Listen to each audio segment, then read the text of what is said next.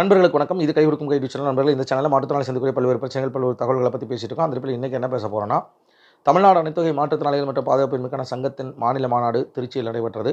இந்த மாநாட்டில் நம்முடைய சங்கத்தினுடைய மாநில பொதுச் செயலாளர் திருமதி ஜான்சி ராணி அவர்கள் உரையாற்றினார். அந்த உரையை தான் இன்றைக்கி முழுவதும் பார்க்க போகிறோம். வாங்க வீடியோக்குள்ள போகலாம்.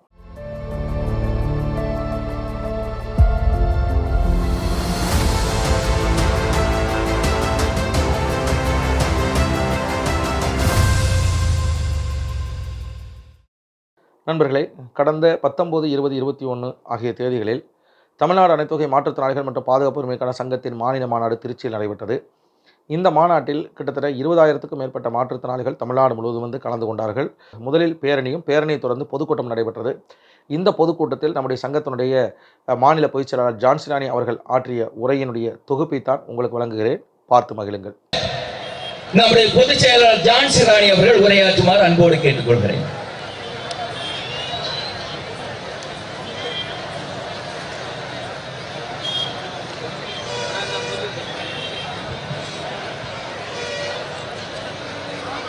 திருச்சி மாநகரம் இன்று வியந்து போகும் அளவிற்கு மட்டற்ற மகிழ்ச்சியாக இருக்கிறது.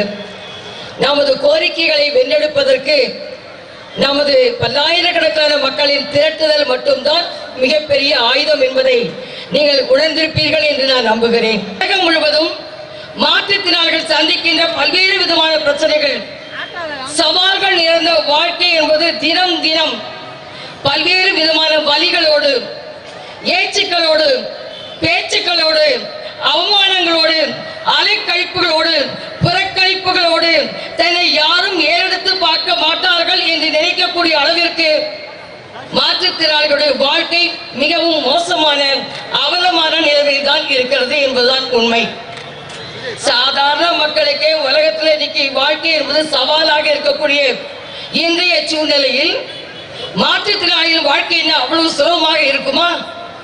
இருக்க வாய்ப்பே கிடையாது. எனக்கு முன்னால் பேசிய நமது மாநில தலைவர் அவர்கள் சொன்னார்கள், நமது சட்டத்தில் குறிப்பிட்டிருக்கக்கூடிய உரிமைகளை பெறுவதற்கு கூட, போராடி பெற்றிருக்கக்கூடிய அந்த சட்டத்தின் உரிமைகளை பெறுவதற்கு கூட எண்ணற்ற போராட்டங்களை வீதியிலே இறங்கி தேவைப்படுகிற போது உயிர் பலியும் கொடுத்துத்தான் இந்த உரிமைகளை பெறுவதற்கான போராட்டங்களை நாடு முழுவதும் நாம் நடத்த வேண்டியிருக்கிறது. நாட்டோட நிலைமையை சொன்னா வெக்கக்கெடு, சொல்லாட்டி மானக்கெடுன்னு சொல்லுவாங்க இல்லையா?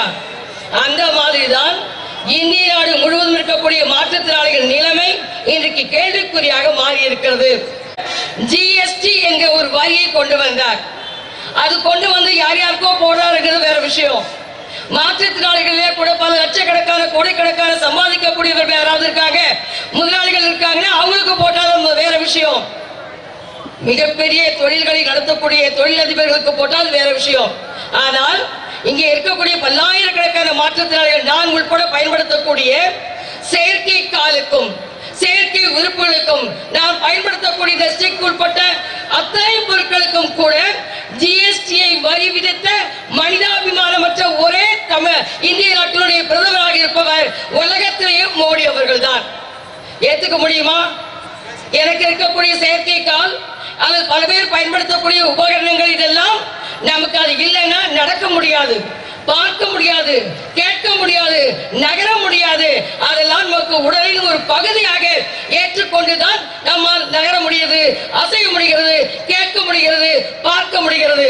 ஆனா மோடிக்கு எப்படி தெரியுமா? இதெல்லாம் கடையில் வாங்குற ஒரு பொருள் மாதிரி.